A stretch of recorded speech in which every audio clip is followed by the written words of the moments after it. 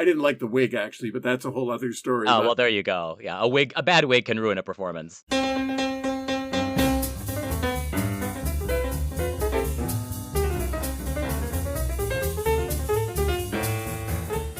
This is the Gospel of Musical Theater, a priestly look at some of your favorite musicals, with your hosts, Cathedral Deans and Musical Theater Queens, Nathan LaRude and Peter Elliott.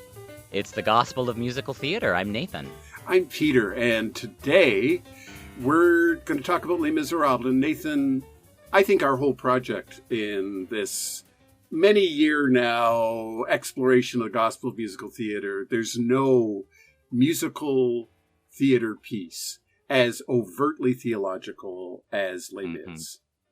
Yeah, it's basically doing theology on stage. I mean, actual theology, right? God talk. And in Les Mis, we are half of the songs in the show are prayers. You know, they're it's a bunch of people singing there. I mean, what an interesting way to think about. You know, the classic justification for a musical is there are certain human feelings that are so intense that the only way to give voice to them is either to sing or dance or both, right? And not everybody is on board with that thesis. There are plenty of people who don't like musicals because it's a little bit ridiculous that people just open their mouths and start singing. So love, usually, right? Like when I'm so in love that a heart full of love, a heart full of song, I'm doing everything all wrong. Oh God, for shame, I do not even know your name. And they're just singing to each other, right? This is Marius and Cosette when they fall in love, right? Like, so yes. Love, grief often, right? Grief moves us to and grief is all over this. Yep. Yeah. But the third, there's lots of things that cause, Les Mis is sung through. It's almost an opera. There's very little spoken. I think there's basically no spoken dialogue. It is all recitative and aria. Yeah. Usually about the same four melodies, sort of repeated pretty much. Ad nauseum. So yeah, I think pure opera purists consider Les Mis to be not a particularly successful opera. But what a juggernaut commercially! This thing is huge. Has played everywhere in the world. Everybody, it's an industry. It's an industry. If you know one musical, you probably know Les Misérables. But a lot of the music in Les Misérables is people praying. They are either talking directly to God or talking about God. It's people who are living their lives in relationship to some theological, usually a Christian framework. I think in almost all these cases, these are people who are living their lives in some Christian framework. Victor Hugo, who wrote the novel, we practiced our French before we went on mic. Neither Peter or I are native French speakers. There are probably some native French speakers who listen to this podcast, and we'll just say right now, we are so sorry. We are going to butcher your language. Peter's Canadian. I'm American, and well, and I apologize as a Canadian. It's always embarrassing to have a Canadian who doesn't speak French. But no, you just have your own regional way of doing it. But yes, exactly. We are not French speakers. But this is a show that is dead in the heart of the project of this podcast, right? Yeah. It is literally giving us, we might say, the Christian gospel, a version of the Christian gospel illustrated for us on stage. For a lot of Christians, this is the musical they love the most. I think because I've heard this preached 1,000 times. To love another person is to see the face of God. Yeah. That might be Les Mis' sort of theological summation, maybe. If the show has anything to say about human beings and God, it is loving other people is how we access divinity. There are other characters who will come at this with different angles. We want to get into that. But yeah, this is sort of we might consider this the culmination of this whole multi-year project. Yeah. Finally, we arrive at Les Misérables. Les Misérables, yeah. And it's, so the book, we're dealing with sort of late 19th century when Victor Hugo wrote. The story is about a student uprising that's kind of unclear to those of us non-historical folks. It's a massive book. It's huge. It's been made into thousands of pages, miniseries on TV. There's many characters, but kind of like Ragtime, the authors of the musical, Schönberg and Boubil. Nice job. Thank you. Close. Have encapsulated what is an enormous manuscript, a huge landscape with lots of character development into only about 3 hours. Just 3.5 hours. That's it. Which is the thing does go on. Actually, it is remarkable. On. Yeah, it does go on. Yeah, there's about 8 musicals that happen before you actually get to the major. The barricades don't actually rise until the beginning of the second act, and that whole barricade story doesn't really happen until a full hour and a half into the long prelude to get to really the meat of the thing, which is the student uprising, as you say, and all of the characters whose lives converge in this moment of student uprising and what that does. That is really the heart of Les Mis. It's a political story. I mean, that's why we're interested in talking about it this season in particular, because Les Mis is really a story about protest. It's a story about a student uprising, a popular uprising, we might say, against the powers that be. And as you say, the politics of this are treated very sketchily in the musical. Right. I'm sure Victor Hugo goes into much more detail about the kind of the political agenda that's at work here. Although Victor Hugo was also writing, for people who had lived through these events. This would be like, I think it's sort of like writing about the Vietnam. Yeah, exactly. In some ways, it's like South Pacific for him. The way Rodgers and Hammerstein were writing about the Second World War, he's writing about something that would be very current in people's minds. We all lived through this. We all experienced this. He's writing in the 1870s, I think, and this was the 1830s that the story is set. So about 50 years in the past. 40 years in the past. Yeah. He doesn't need to be as didactic as probably. It's not a historical novel. I mean, it is a historical novel, but written for people who had lived through the era. And you don't really have to understand the ins and outs of the politics in order to understand what Les Mis is trying to say. What the musical is trying to say. Yes, what the musical is trying to say. Yeah. And some of that, it always feels a little sloppy to me when musicals just sort of broadly gesture towards robust political ideologies. It's like, well, it's about the poor. Les Misérables is about, the miserable ones, the dispossessed. And there is a way in which the musical, I haven't read the book, so I couldn't speak to this in terms of what Victor Hugo is doing, but the musical does kind of use the poor as a kind of symbolic monolith, and kind of as a sort of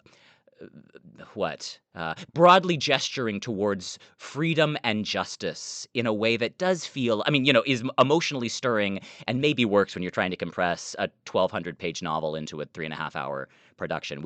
That's not the time to go into the ins and outs of political philosophy, perhaps. But I'm also I just want to kind of lay this card on the table at the outset. I'm a little suspicious of the way that Les Mis treats, in this sort of broad, symbolic, aggregate way, the poor, as if they're this kind of monolithic thing. Because it's mostly non-poor people who are the focus of the show. Yes. Yeah.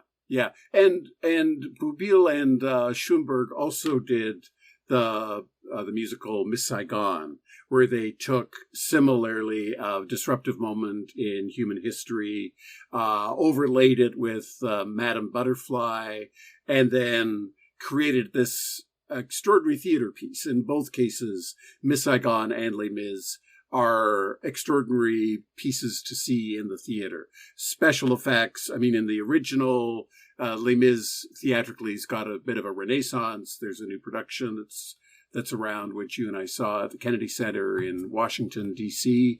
The original back in the late 80s, with turntables, scrims, quite extraordinary. It was a spectacle to see the way the French do spectacle quite remarkably. As I recall, produced originally by the Royal Shakespeare Company after its French debut, when it came to England and then to the Americas, and then, as you say, around the world. Like, this thing has been in Australia, Japan, China, Russia, you name it. Les Mis is there. Iceland. Everybody has done it.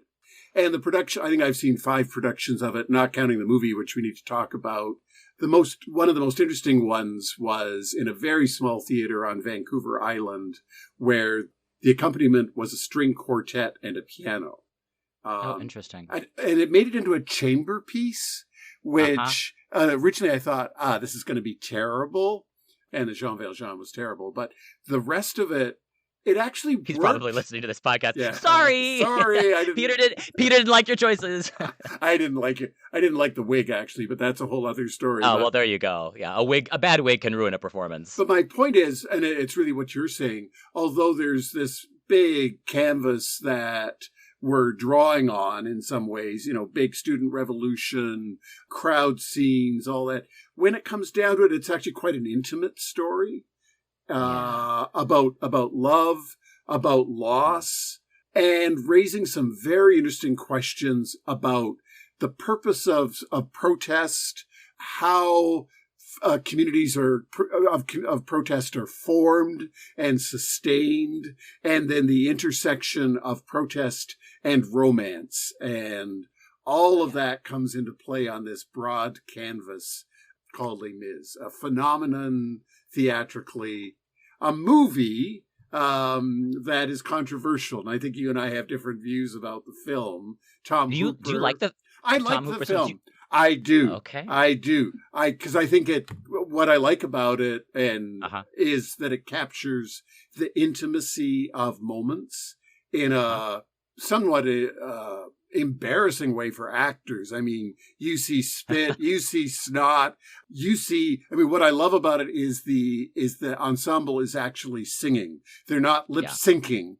And I think the purpose of the film, or its ongoing legacy, is for theater companies, because this is done now by small theater companies, student companies, etc.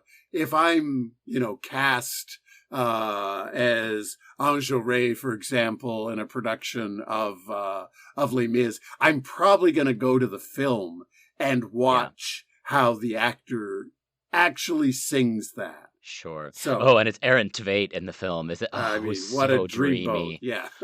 And he sings so beautifully. I mean, Aaron Tveit, an actual Broadway actor. I think the film succeeds in the performances where they cast actual singers who understand how to sing in such. I mean, as if they're on stage. Although my beef with the film is it's one thing to sing those numbers even mic'd, and Les Mis needs to be mic'd. It's written to be mic'd, so it's already written to with the idea that you were going to be singing this stuff with a microphone right in our face, which is not the way that most Broadway musicals are written. Right, they're written to be sung full voice in a house with no amplification. But Les Mis is written in the era of amplification. So in some ways, it's not that much of a jump to just stick a camera in somebody's face and have them sing this stuff. I find that approach a little distasteful. Okay. Partially because not all of the actors that Tom Hooper cast can really are convincing, right? And I don't know, there's something a little weird to me about my understanding of the technology is they have an earpiece, so they're listening to somebody live on set play the piano reduction, and that's what they're singing to. And then later, the orchestration comes in, and basically, so then the actor is the one setting the tempo, not the conductor. The orchestra is playing along with the actor, and I think that is a major misstep. Fair enough. Don't trust actors, because what actors are going to do is emote all over the gosh darn place and string things out, and it becomes embarrassing. I think get this piece a frickin' conductor. That would be my advice to Tom Hooper. So that's a philosophical difference. I found that weird, and there are moments where Anne Hathaway famously won an Oscar for all that snot running down her face. I Dream a Dream with the camera basically up her nose, and it is a pretty incredible performance. It's I don't know if it's good, but it's an incredible physical feat to be able to sing that thing with snot running down your face, sobbing your heart out. It is probably the definitive performance of I Dreamed a Dream, which has become such a juggernaut of a cry piece. So she won the award for it. Yeah. When you were talking about the way that Broadway musicals were not designed for microphones, suddenly I flashed on, what would it be like if Ethel Merman sang Fantine, This is the thing, right? Yeah. Right. I mean, Ethel Merman wouldn't do a production of Les Mis. Her voice was not made to be mic'd. You don't mic Ethel Merman. She's going to weigh over. Merman. You don't need a mic Ethel Merman, but you oughtn't to. She doesn't belong with a mic. Les Mis depends on actors who require a mic and an orchestra, and that's really, it's my sense is what makes. I would have been so interested to see the chamber piece you saw, because a piece of why I think Les Mis works musically is that much sound. And I'm sure that the pit orchestra, it's probably a lot of synthesizer and doubling. Yeah. I don't know that it's a full orchestra necessarily, but I think when you bring the orchestra in after the fact and the actor's performance is not informed by what the orchestra is doing, I think you lose something there in terms in a piece that is sung through, right? There's no book scenes in this thing. It's all music. So I have, just ideologically, I've got some real issues with a film that like just do what film musicals are meant. Like have the actors pre-record the thing and then lip sync it. I get that also is not always a good choice because not every actor is a good lip syncer and takes you out of the piece. Whatever. I mean, so don't make Les Mis into a movie. I don't know. Well, Tom Hooper also famously did Cats, but we can talk about that some other time. But yeah, I think to your point, whoever's conducting the band in a theatrical production of Les Mis has probably got almost a click track, because 3 hours you're dealing with union contracts and you need to be in and out of the house pretty much on time. So yeah, I'm sure this thing is so packaged by this point. Like nobody, right? Like the entire thing is like, just hit your mark. Here's your costume. You know, it's all click track. I mean, that thing may as well. I'm sure that there's productions around the world that are doing it with a pre-recorded orchestra. I mean, like that would not surprise me. This thing is now at this point, it's a product. It's Park and Bark. It's Park and Bark. It's absolutely. Park and Bark. Yeah. Which I mean, at a certain level, it works. I mean, there's it's mass produced entertainment. It's sort of the McDonald's version of the Broadway musical, I suppose, and it's a satisfying evening. You know, it's amazing. A well done. It's amazing. Even a not particularly well done production of Les Mis, like the music and the story do work in a certain kind of way. It's even the film works in that, right? Like I remember watching the final scene of the film when we taught Les Mis for the first time in Sorrento. Do you remember that summer? Yes. I think that would have been summer 2017. 2019. Yeah. So we were still in the Trump presidency, and I remember that day, which I think we began with Cabaret in the morning and we ended with Les Mis at night. A room full of Canadians, and my sense of kind of that class was people who were watching what was happening in the U.S. and kind of like didn't horrified. Both the sense of like, oh God, could that be us? That it's unthinkable that could be, and I was coming in as, like the one American in the room, not really realizing how the rest of the world saw us. I mean, I had a sense of that, right? And obviously was, mostly politically aligned with the people in the room, but it hadn't really landed to me how bad America looked from the outside. Yeah. And then to watch the final scene of Les Mis, which I mean we'll get to. I don't want to put I don't want to no spoilers there. But I do actually think where my other favorite moment in the film is the way that Tom Hooper stages that final moment where the big kind of crowd, the big company number at the end is the barricades, except it's like the barricades of heaven, right? Like I mean, I think it's Tom Hooper's vision of the afterlife, which is that Jean Valjean finally dies at the end of the film. Let's not put the cart before the horse. Let's go back to the beginning. So we have a bishop. Jean Valjean. Jean Valjean. Or when we saw it at the Kennedy Center and for a bunch of reasons we're late, the usher said, you can't get in till after the first scene, but I'm going to describe what happened. The main character's name is Jean Valjean, and we exploded. So Jean Valjean is poor at the begining of Les Mis. And well, not just poor. He's basically in a prison camp. Yeah. Right. And steals candlesticks. I don't think. Yeah, steals candlesticks. Right. He's in prison for stealing a loaf of bread. That gets like you have to. I don't remember how you pick that up. You have to know all this. Yeah, basically. Yeah. He's given a day pass by Inspector Javert. I mean, these two characters are like they're the first two guys we meet. Right. Valjean and Javert. Javert, is like, okay, well, this is not your ticket of release. You have to come back. And Valjean goes and does. He steals candlesticks from a bishop, actually. I think he's a kindly bishop. Yes. Who Valjean is caught. All of this happens very quickly. This is like 3 minutes at the beginning of the thing. The bishop intercedes on Valjean's behalf. Basically, the police catch him. He's, oh, no, I gave this man all of this. In fact, Valjean, you left these two most valuable candlesticks. Hands him these two beautiful candlesticks. You left these. I meant these for you. Right. And Valjean is like, completely. But then says, I mean, and we've talked about this, kind of one of the most interesting but chilling theological suppositions in the show. The bishop, Valjean, the police leave. They set him free.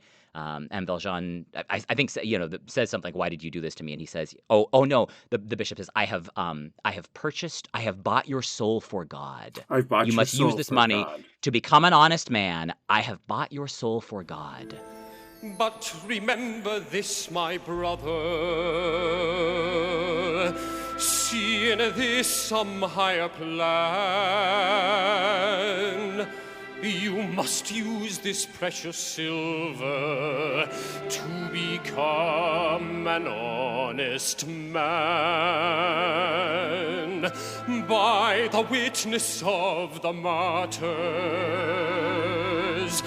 by the passion and the blood, God has raised you out of darkness. I have bought your soul for God.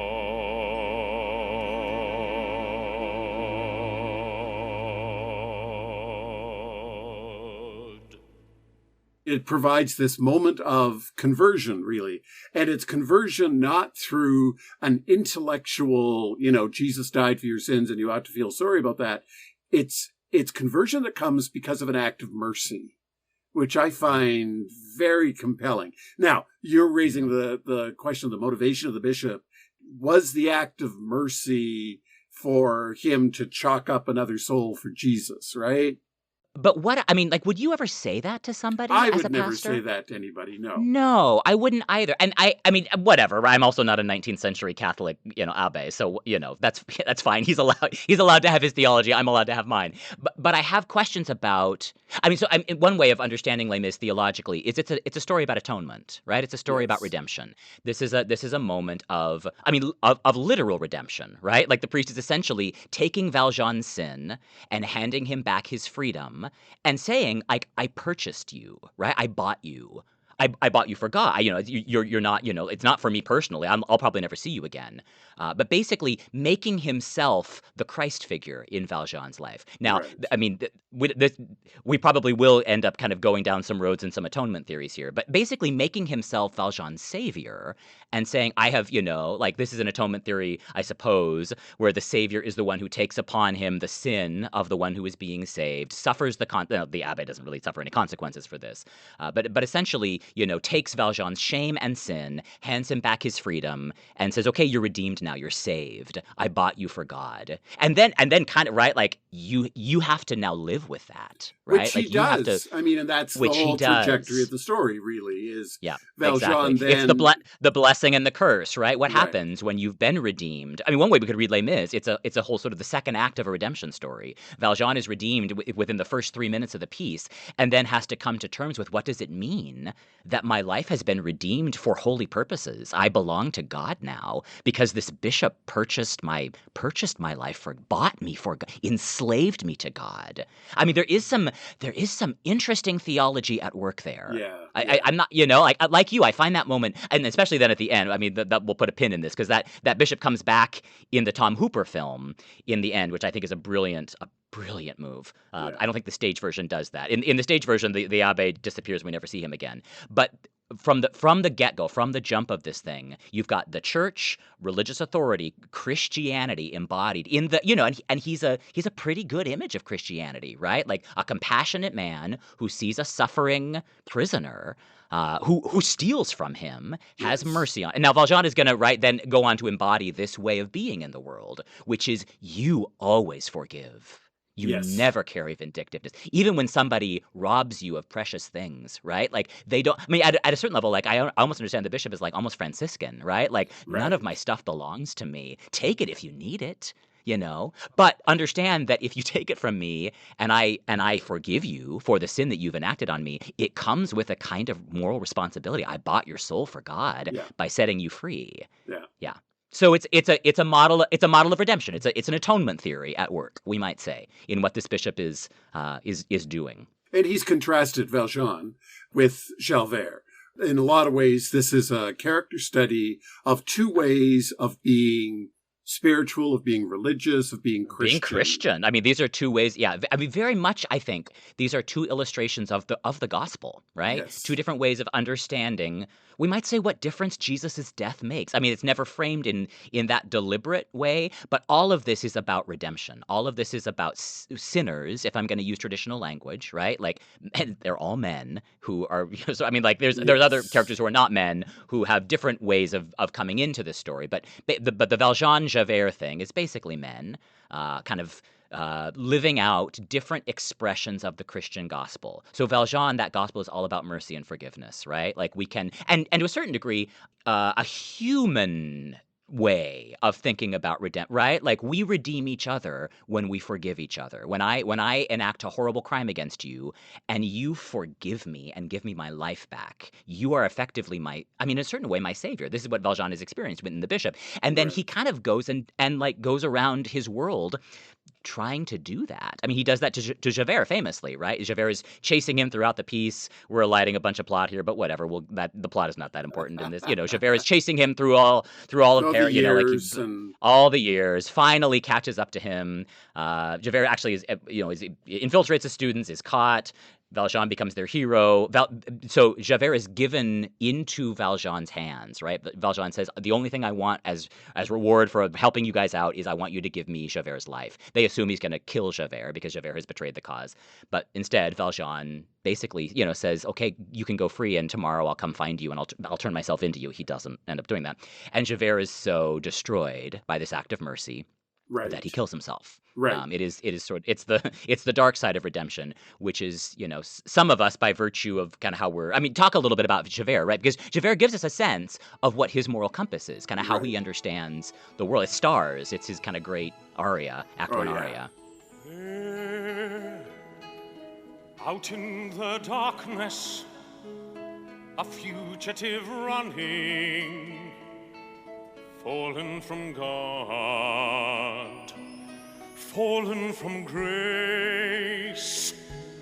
God be my witness, I never shall yield till we come face to face, till we come face to face. He knows his way in the dark, mine is the way of the Lord. Those who follow the path of the righteous shall have their reward. And if they fall as Lucifer, the flame, the sword. Stars in your multitudes, scarce to be counted, filling the darkness with order and light. You are the sentinels, silent and sure, keeping watch in the night, keeping watch in the night. It's phenomenal. It's a great song. It's a great song. Great song. It's a great song. Not so much when Russell Crowe sings it, but when any other actor. What I was thinking about as you were talking about that, Nathan, was that we get sort of two responses to mercy. Yeah. One response to mercy is, in Valjean, the overflowing of love that happens as he sees the miserable, the wounded ones in the world, beginning with Fantine and carrying on, and then Cosette, and then Marius, and so we see as kind of overflowing of love. With Javert, the response to mercy is judgment about himself, about the motives. Like Javert cannot imagine that someone like Valjean exists. His horizon of grace does not include a kind of overflowing, merciful love, we might say, put into practice in service of suffering humanity. His is about a more rigid. And as I say this, I feel like, gosh, I'm caricaturing both sides, but I think in some ways Les Mis does caricature. It invites us to caricature. Yeah. They're kind of props. They're not, they're not fully fleshed out characters. They are a little bit we might say stand-ins for theological ideas. I think that's a piece of what Victor Hugo is doing here, and the musical is following him. Yeah, I want to find something. I don't want Javert to just be a straw man for the bad Christianity. right? He's the law and order Christian, right? The stars are his image. They're fixed, they're immovable. And so it must be, and so it is written on the doorway to paradise that those who falter and those who fall must pay the price, right? That's his kind of operating thesis. And when Valjean then, shows mercy on him and releases him, he can't even, like, there's no framework in which that can enter into his consciousness. And his only way of responding is to off himself, which is kind of horrible.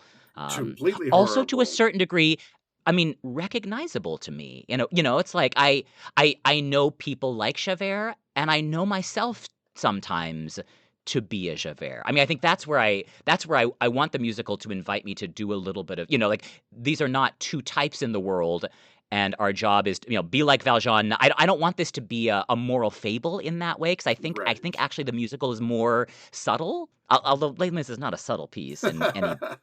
I mean, there's nothing subtle about this thing. Yeah, there's a way to see Les Mis that, in terms of contemporary politics, that Valjean is a Democrat and Javert is a Republican.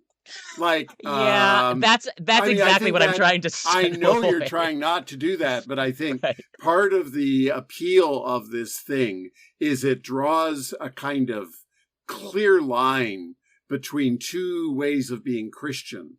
And what you're saying, and I agree with you, is within every Valjean, there's a Javert. And within every Javert, there is a Valjean as well. There is someone who believes that God is a God of justice, of judgment, and calling us to repent from things that wound and aren't fair. I mean, I think Javert's thing about very concerned with fairness, very concerned justice. About fairness and justice and judgment and consequences, right? That there have to be consequences. Whereas for Valjean, the consequence of mercy is love, is compassion. But then I wonder sometimes, like, I mean, it's lovely. Well, let's talk about Ethel Merman singing "I Dreamed a Dream," not Ethel Merman, which she never did. But wouldn't you have loved to? I mean, well, would you? I don't know. Would Ethel Merman be successful as well? I dreamed a dream and time gone by. I mean, no, probably not. I love it.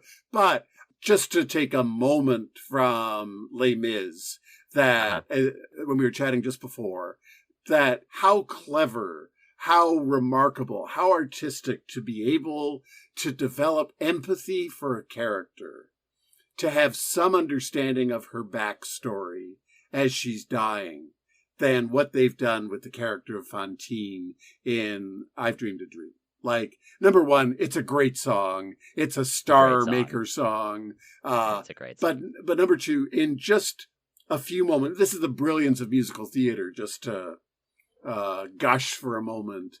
We get so much information, or all the information we need for us to be moved by this character's death, who we only met 5 minutes ago.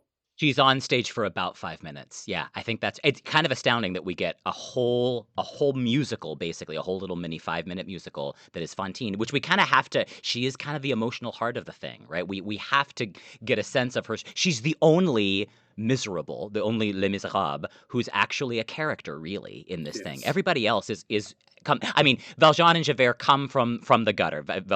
Javert even says that, right? I was born inside a jail. I am from the gutter too. So you get the sense that, like, actually a lot of these characters are coming up from the bottom. The Thénardiers particularly. The Thénardiers, sure, yeah, exactly. So it's not true that every character in this thing has wealth and privilege. But Fantine, she is the most. She's the incarnation. She's the embodiment. She's the embodiment. You watch her whole. Yeah. And it's a heartbreaking. Like she's working in a factory to support her daughter. Her overseer is sexually harassing her. The other women turn on her and basically get her fired. So she cuts off her hair to earn money. She turns to. I mean, like, it's an awful story. So I mean, when Anne Hathaway then, like, you turn the camera on her, shorn head, and with the, like, I dreamed it, like, this is the dream I had, and it's all gone complete, wrong. Like, this is completely wrong.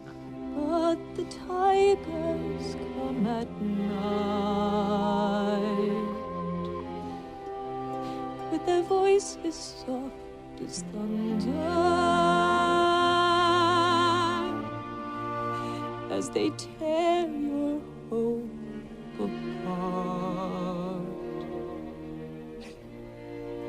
eyes, they turn your dream to shame.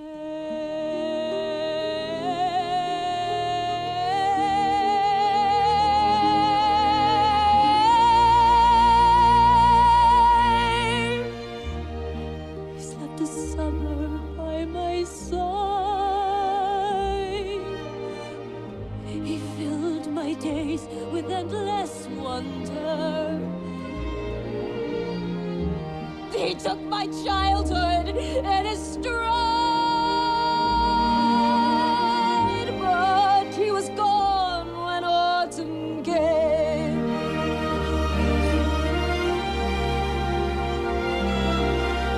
And still I dream he'll come to me, that we will live the years together.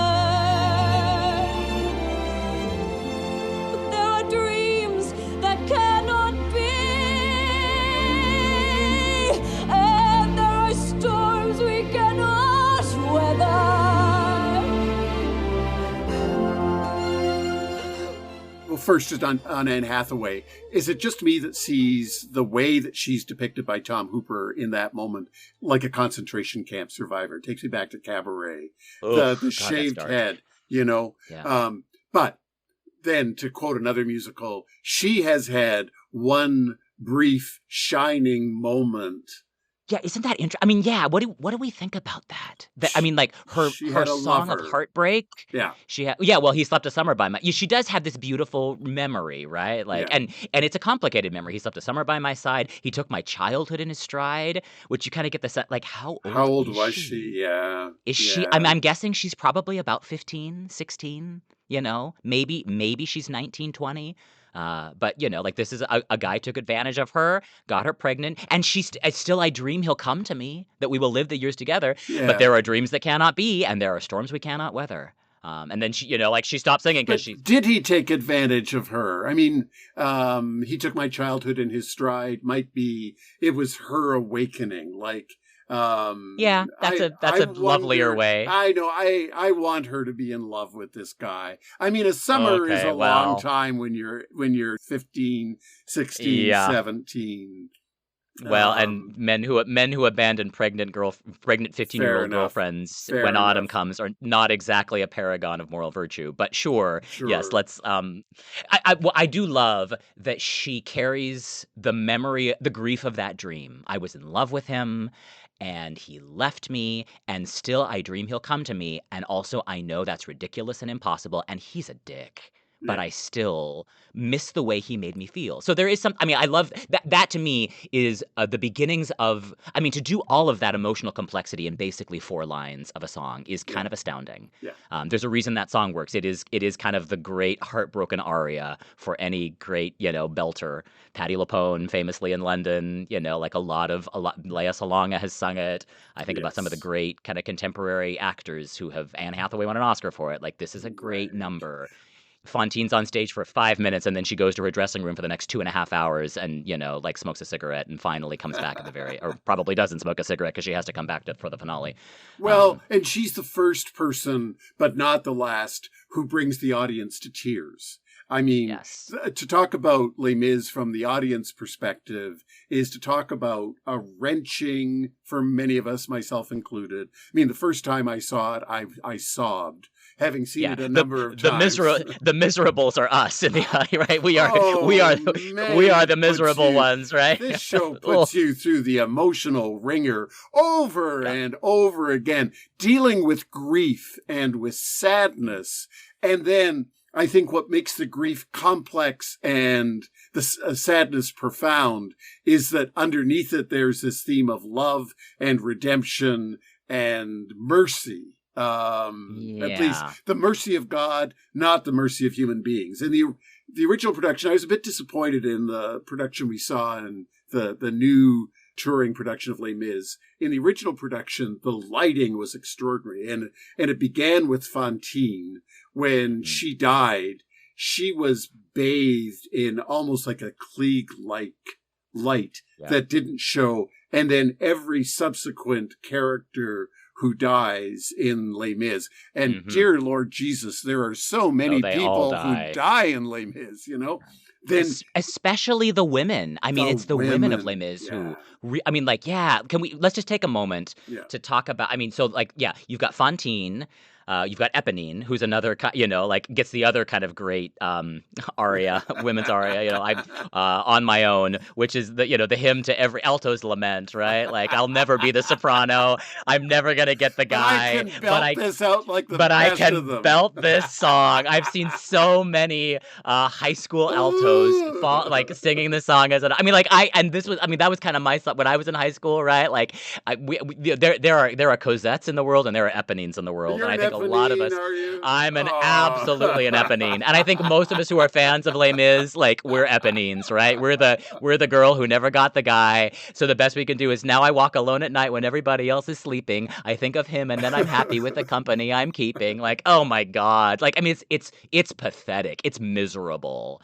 But, you sing that song to a room full of theater kids, and that's who goes to Les Mis. It's a room full of theater kids, and we all know exactly what that feels like. Yes. On my own, pretending he's beside me, all alone, I walk with him till morning.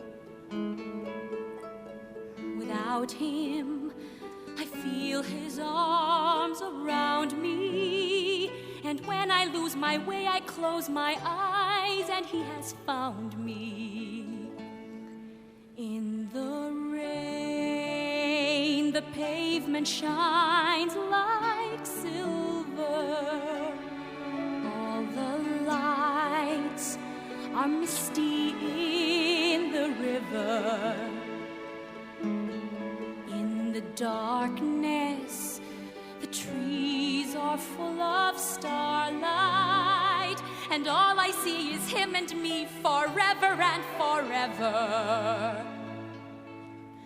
And I know it's only in my mind that I'm talking to myself and not to him. And although I know that he is blind, still I say there's a way for us. I love, especially now, right? Where like Les Mis has existed in culture now for like 40 years. So like there's multiple generations of us that have grown up, with On My Own being played to us when we were basically in the cradle. My generation grew up with this because our parents played it for us on LPs when we were kids, right? Like this was our version. You grew up with Oklahoma and My Fair Lady, and right. Kara, for my generation, it was Les Mis. Your parents loved this, eh? Was this not my parents? No, but I discovered it when I was in middle school. Yeah. Okay. It was there was the 10th anniversary concert album for me, Ruthie Henshaw and Lea Salonga as Eponine, and that I will go to. It remains the recording that makes me cry. Like I am. Did it make you cry at the devoted. time? Yeah. Oh, absolutely. Cry. I remember listening to Lovely Ladies and like being very conscious of like I need to have my headphones on because if my mother knows that I'm listening to a song about prostitution, I'm going to get in trouble. There were a bunch. It was probably the first adult experience I think I had. Okay. I was very aware of listening to a show. I'm probably 10, 11, 12, listening to a show for adults and being profoundly moved. But Eponine in particular, right? Like something about. At 10, how did I know? I didn't even know. I didn't have a name for the. So one way there's a long way of saying On My Own is kind of a queer anthem. Oh, I think. Yeah, I think you're right. Right? She's not a queer character. She's a girl in love with a guy she's never going to get. But my sense is that song names something about what it is to unrequited love. Unrequited love, loving the guy you're never going to get. So then enabling that guy to get the girl of his dreams. Eponine, is basically the intermediary between Cosette. She grew up with Cosette. That some productions choose to make that a little, she's Eponine is the daughter of the Thénardiers who raised Cosette. That's not important. But there's a lot of interesting little plot details here that are not really worth getting into, except kind of fascinating that Eponine and Cosette is the daughter of Fantine who's raised by Valjean. She becomes the soprano. She's the soubrette. She's the romantic heroine. She gets all the high notes. She's usually the blonde thing in the piece. Right. And vocally, it's a great role. But basically, all she does is sing prettily. Like, there's really nothing more for that character to do. Eponine gets the belt notes. She's Ethel Merman in this piece. She's right? Ethel Merman. She's the alto. She's the queer character, kind of, I think, right? Like, she's the girl who never gets the guy and dies in his arms.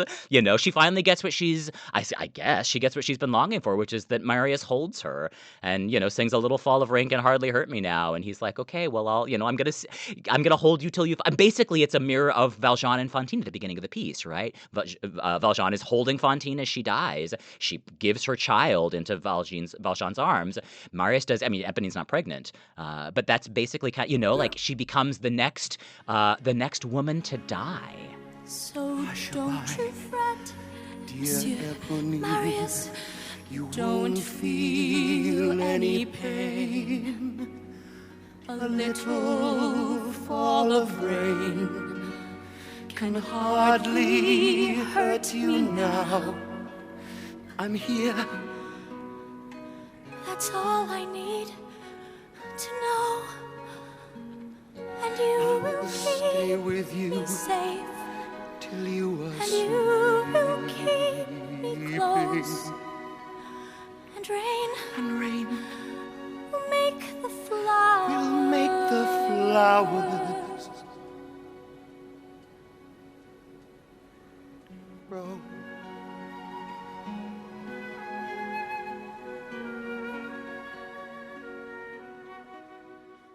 They're both bathed in the same light when they die. Everybody's bathed in the same light when they die, which for me as a unrepentant, out-of-the-closet universalist in my theology now is one of the things that draws me to Les Mis. Everybody is in the last... Javert is in the last scene. Is he? Is Javert I don't remember. Heaven? I don't remember either. We'll have to go back and check the tape. He should be. In my theology, Javert in my is theology, in the last yes, scene. Exactly, yes. That's a theological, right? Like, is there room in heaven for Javert? Right. Can he also? And so, yeah, our theology, of course, is that God is always going to give you a second opportunity and a third opportunity. Hell may exist, but it's empty because God's mercy is so. We never. You forgive 70 times 7, which is another way of saying infinite forgiveness, and that extends into the afterlife, and none of us are left behind in that project. Right now, whatever. Les Mis is not particularly. Yeah, theologically that's where I'm at too. Les Mis is, but yeah, that trajectory begins with Fantine, right? That Klieg light that takes the miserables, the suffering ones, into and they're beauty. Mostly women. Into beauty. Well, yes, I find that beautiful. Beautiful. I also wanna, I don't know, I wanna flag a little bit that Les Mis doesn't treat women particularly well. Yes. Yes. They're mostly prostitutes. They're prostitutes. They're streetwalkers or sopranos. Yeah, virgin sopranos. Cosette, yeah. Yep. Or they're the company of women. And the only song that the women get 2 songs, the women chorus get 2 songs in Les Mis. They get Lovely Ladies, and then the same tune comes back in the second act and is turning through the years. So basically, in the world of Les Mis, women are either prostitutes or they are the cleanup crew in the streets of Paris. They're the mothers who are burying their dead song. And that, if there's a moment in Les Mis now that hits me like a ton of bricks, it's turning, right? These women who are coming and basically saying we have been here before. Every 10 years or so, there's a group of new young boys who get butchered by the state out of the purity of their beliefs, and we are their moms, and we are gonna. I think about the myrrh-bearing women in the icons of the resurrection, right? These women who are coming to the tomb early on Easter morning to anoint Jesus's body, and they've got those spices in their cabinets because this is what they do. They anoint the dead and they prepare the dead for burial, and that's what turning is, right? It's the women at the tomb. It's the women coming early on Easter morning. Who will wake them? No one ever will. No one ever told them that a summer day can kill. They were schoolboys, never held a gun, fighting for a new world that would rise up like the sun. Where's that new world now the fighting's done? Nothing changes. Nothing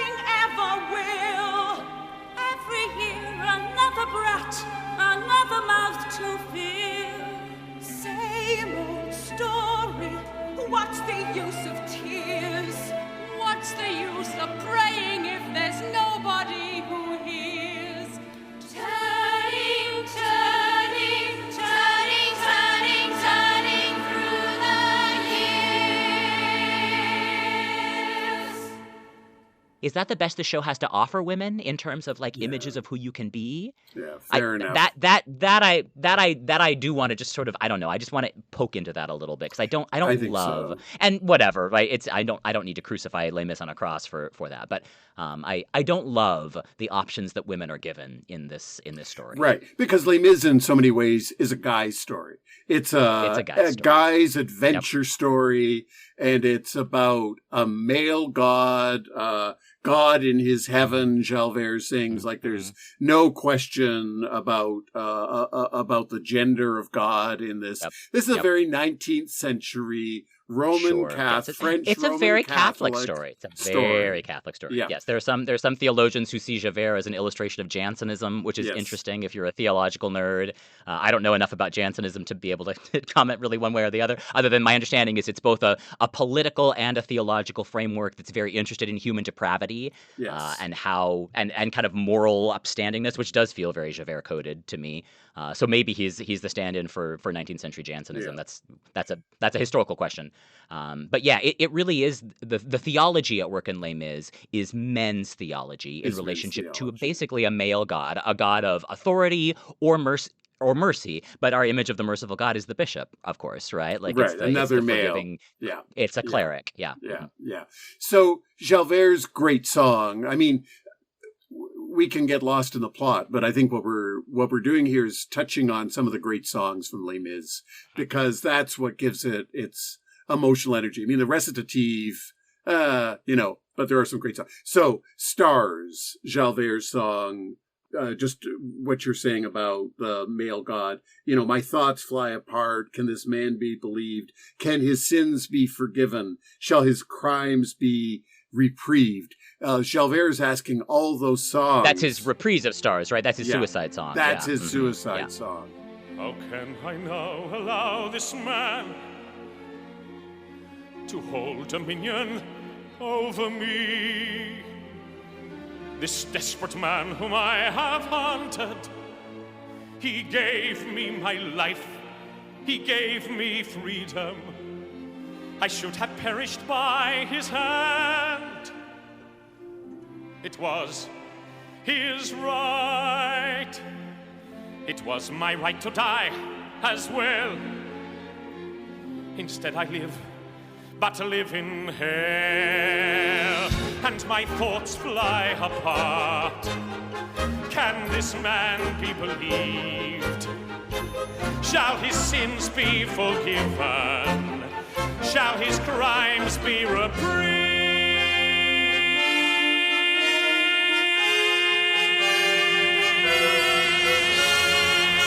And must I now begin to doubt? Who never doubted all these years? My heart is stone, and still it trembles. The world I have known is lost in shadow. Is he from heaven or from hell? And does he know that granting me my life today, this man has killed me? It's his moral quandary song, right? I can't, my moral framework, my theological framework cannot stand does not Valjean. give me, no, there's no room in my world for a forgiving victim, right? I mean, in a certain way, if I'm going to take the next jump, there's no room for Jesus for Javert, right? The image of a crucified victim who comes back and forgives his perpetrators is like blows up Javert's whole theological framework. There must be justice. Perpetrators must be punished. That there must be order in the world. He's a law and order Republican in that sense, right? Like the minute you start destroying property, you have taken yourself off the moral map. There must be consequences. Right. I'm not here for mercy and forgiveness. I'm here to see sinners, punished for their sins, basically. Yeah. And that trajectory is there in Christianity, right? Like we've got that. We've got that in time. spades. Well, and I'm thinking back, just as you say that, to when I first saw it in 1989, as the place of gay, lesbian Christians in the church was still a live question. Like, it was a debatable question. I guess for some Christians it still is. Still for is. For me, no the longer. Vast majority of let's just remind ourselves that for the vast majority of Christians worldwide, that is still very much the case. We are still basically heretics, you and I. And the theological framework of that is around order. Right? It's around, and it was the argument that got made, from the book Genesis, the heterosexual. God made Adam and Eve, not Adam and Steve. Right. There is an order in creation that this is violating.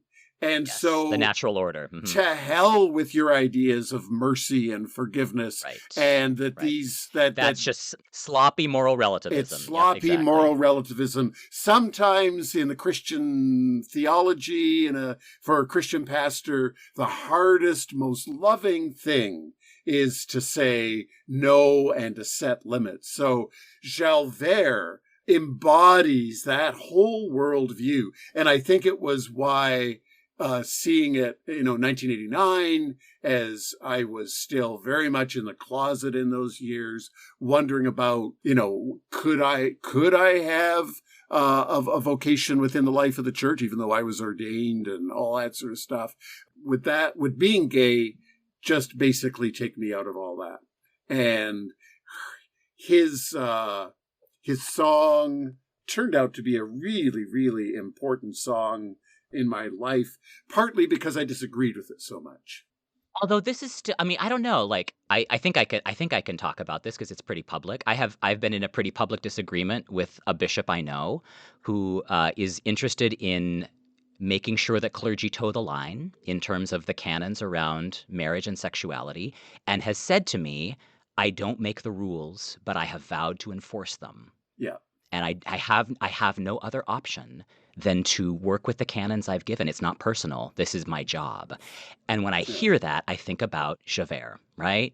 Stars in your multitude, scarce to be counted, filling the darkness with order and light. You are the sentinels, silent and sure, keeping watch in the night. You hold your place in the sky. You know your course and your aim, and each in your season. It's almost a psalm. Each in your season return, and it's always the same. And if you fall as Lucifer fell, you fall from grace. Yeah. And at that point, like, we're not going to speak about, like, when you fall out of the moral order, we're done with you. We are no longer interested in you. Like, maybe God will have mercy on your soul. That is not our problem. Yeah. And that, I think, is how, I don't want to put too fine a point on this, but that's how I understand the church hierarchy right now. That's how my house of bishops seems to be operating, which is we don't make the rules, we just enforce them, and it's not personal. Now, the church has been saying that to queer people for a long time. So if I have any musical I want to send to House of Bishops, yeah. Against Javert, we have Valjean, who saves him, who is continuing to be merciful to him. So, and is really, it's just simple to say, Valjean, for Victor Hugo, for the creators of Les Mis, is the Christ figure here. The forgiving victim. The forgiving victim, over and over again, offering mercy, literally saving Javert. And so we get enacted here, love your enemies, do good to those who hate you, pray for those who persecute you, in a very stark way. And just as someone like you, like gay, lesbian people, like queer people everywhere has been victimized in so many ways and persecuted, Valjean is an almost impossible. It's a council of perfection, he's almost a saint. Yeah, he's not quite a character. Saint. He's almost Jesus embodied in the thing. Yeah, which embodied. At one level, although then gets one of the best 11 o'clock numbers in the tradition. I think about, like, bring him home, right? God on high, hear my prayer. In my need, you have always been there. You can take, you can give. Basically, like, begging for Marius's life. The character bit of, it's like he's not thrilled that his adopted daughter has fallen in love with this guy, but he saves him anyway, yes. And then, like, prays for his, and then restores him to hell. Like he's the secret that makes Marius come back to life, and so he does enable his daughter's boyfriend, I guess, to have a second chance at life. So that his daughter Cosette does not have her mother's experience. I think that's the point there. Yes. Yeah. Yeah. But he does. He has this incredible aria where he it's prays, extraordinary. like it's an extraordinary piece. And it's all, I mean, I've lived my entire life as a creature of, basically it's his response to the bishop who bought his soul for God at the beginning of the thing, right? Like that at the end of his life now, looking back and realizing, yeah, my life was purchased for God. I have no other choice than to set Javert free. I have no other choice than to drag Marius through the streets and do everything I can to save this boy because my daughter's in love with him. Even though I have a lot of questions. They fell in love, and I mean, Nathan LaRue, I've got a lot of questions about that. Like they see each other and they fall in love like that. I mean, like, come on, you guys. Ugh, gag me. But okay, right? Like when Valjean then, I can do nothing other than put my life at the service of those who are in need. That is what I'm here to do. And I think, yeah, I mean, it is a counsel of perfection for sure. I'm not there yet. But what an interesting figure to juxtapose with Javert. God on high, hear my prayer. In my need, you have always been there. Easy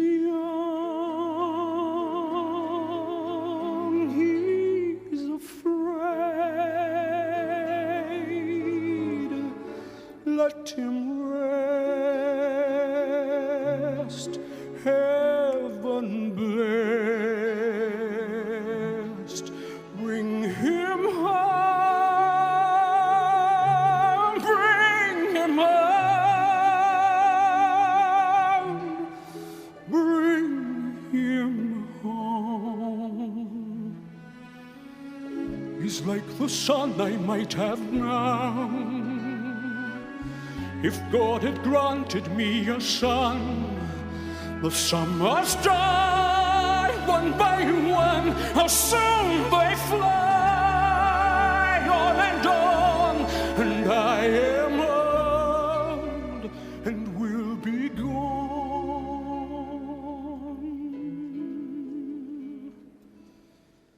This is what a redeemed life looks like, might say.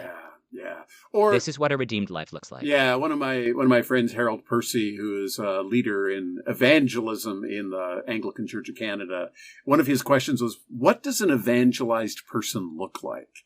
Right? And what he was raising by that was, is that a compliant church member who regularly ups their pledge, who comes and helps out with the rummage sale, who attends church? Like, is that what evangelization is about? He argued, maybe, but aren't there deeper to take it to the next, right? Well, the other way of thinking about an evangelized church member would be Javert, right? Somebody who has such a keen moral compass, knows the rules and follows them, and makes sure that other people follow the rules too. And I think for a lot of Christian history, that was what an evangelized Christian. I mean, basically, we're a religion that has been mostly interested in creating Javert. Yeah. Right? And creating societies built around Javert and using our religious texts as canons, as policing documents. Yeah. Now, I'm not in that position. I'm not a bishop. That's not so. I'm trying to. Maybe this is why I'm so interested in like finding a beating heart, a human heart at the center of Javert, because I feel like at this point in my life I'm surrounded by Javerts, and I don't believe them to be demonic people. I believe them to be following what they believe to be the teaching of their faith. Trying to do the will of God in a really complicated time in which the rules are changing very quickly. So if I'm having compassion on Javert, right, this is a guy who was aware the world is changing so fast and there is so much around me that I can't even begin to understand.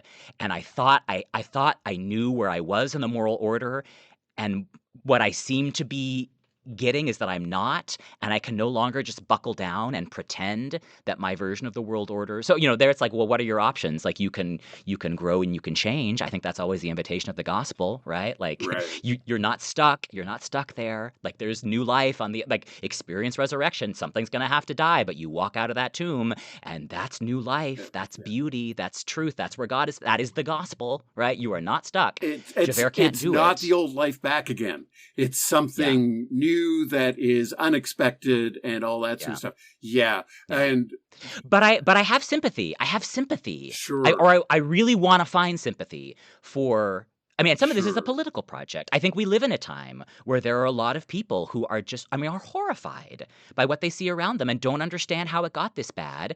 And when did we lose our moral compass? When did right and wrong become ideas that could be bandied about and changed? Like, no, that's not the way we were taught.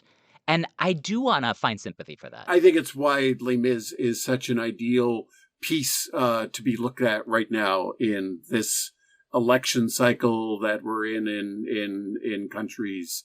It raises theological issues, I should say, that just point us right back to today and to the pressures and the conflicts that this moment, this zeitgeist in history is just throwing into our face, as you say, the rapid kind of change. What does it mean to believe in God in the midst of this present moment, right? What does it mean? And that's a question Les Mis asks over and over again. Yeah. And then maybe this is the moment finally to get to that final image, at least the way that Tom Hooper presents it in the movie, right? Somewhere beyond the barricade, is there a world you long to see? Because that is, I can feel myself choking up just thinking about watching that in Sorrento, right? We've just been through this whole day, a room full of Canadians, struggling with like, how did America get to become such a shithole? And then, to watch that final scene. So the way that the film stages this, which I think is actually kind of beautiful, is that Colm Wilkinson, who played Valjean in London in the original company, the original Broadway, the first Valjean, the guy for whom the role was written, plays the bishop in the film. And as Valjean is Hugh Jackman in the film, he's dying, he's on his deathbed, and Colm Wilkinson comes along with Fantine and Eponine. They're sort of the angels that are singing him into the afterlife. And that's true in the Broadway version. But in the film version, the bishop too becomes the one who then kind of sings, and they do this beautiful trio. Take my hand, I'll lead you to salvation.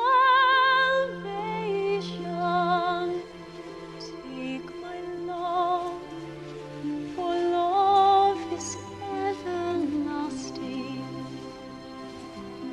And remember the truth that once was spoken. To love another person is to see the things of God.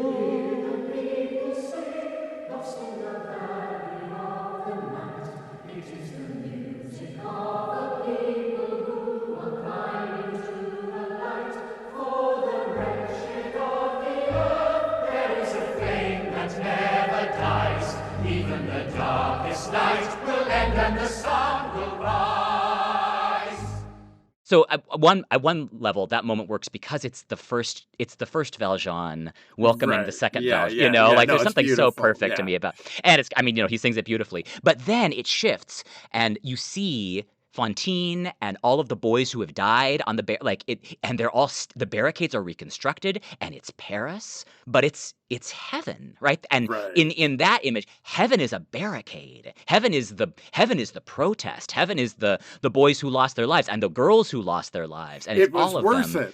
It was worth it, yeah, and it is worth it, and right? It is worth it.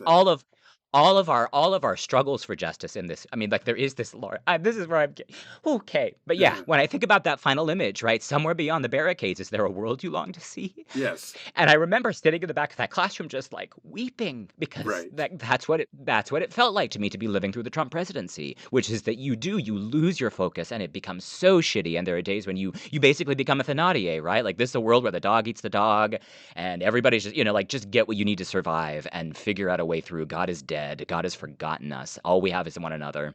Right. So live hand to mouth and figure out a way to. But Les Mis will not leave us there, right? And this is, of course not. It's a musical. It's a little romantic. It's a little idealistic. It's a little politically sloppy. It's a little moral relativist. All of these. It's so But that image of heaven as a barricade and all the ones that we've lost restored and standing in solidarity with each other, I mean, is, for me anyway, a very powerful way. Oh, it's huge. And I weep every time I see it. And it's standing in solidarity with each other, but also in the foreground, you have Marius and Cosette, who are, I mean, this is a vision of the communion of saints, right? That we do not stand in the world fighting our battles alone. There is, a great company of witnesses, as we say, to encourage us to run the race that is set before us and receive the crown of glory. That is Christian hope writ large, that it's not just up to us. And it's where, Javert, the rule, we have to hold to the order of creation. There are rules that cannot be broken. And it's only up to us to do that. That's where the theology of Javert falls apart for me. No. Right. In that theology, the afterlife is a reward for living a good life, right? So there is only room for the moral people. And that trajectory exists in Christianity. There are plenty of Christians who believe that. But Les Mis offers us a very different image of the afterlife, which, as you say, right, it's the communion of saints. It's those who have suffered unfairly, unjustly, often.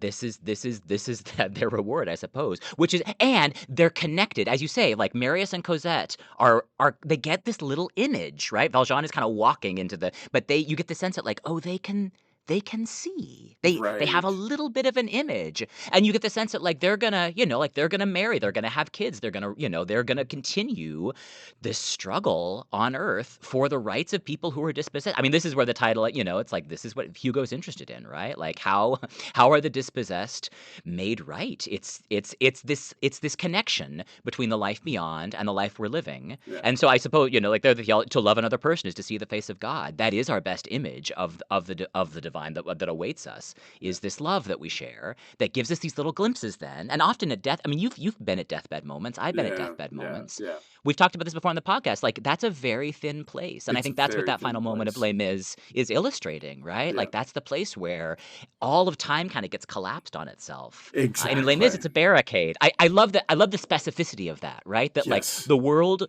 we are attempting to build in this life, maybe that's an image of, it's like what kind of an afterlife do I want? It's probably not an 1830s student barricade for me. That's not my context. But like the promise of an afterlife that actually looks like what I was trying to build in this life. That's powerful somehow. Yeah. And that the afterlife and the present life are connected.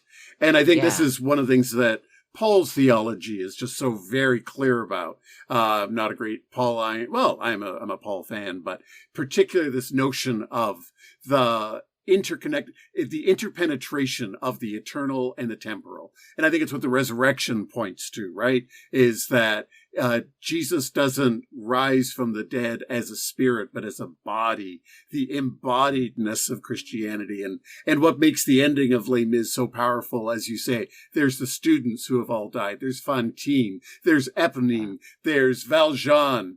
I hope there's Javert. Hopefully Javert, yeah. And they are cheering us on. It strengthens us to see the love of God reflected in the love that we have for our fellow human beings. I mean, it's unspeakably beautiful. Will you join in our crusade? Who will be strong and stand with me? Somewhere beyond the barricade, is there a word you want to sing? Do you hear the people sing? Say, do you hear the distant drums? It is the future that they bring when tomorrow comes.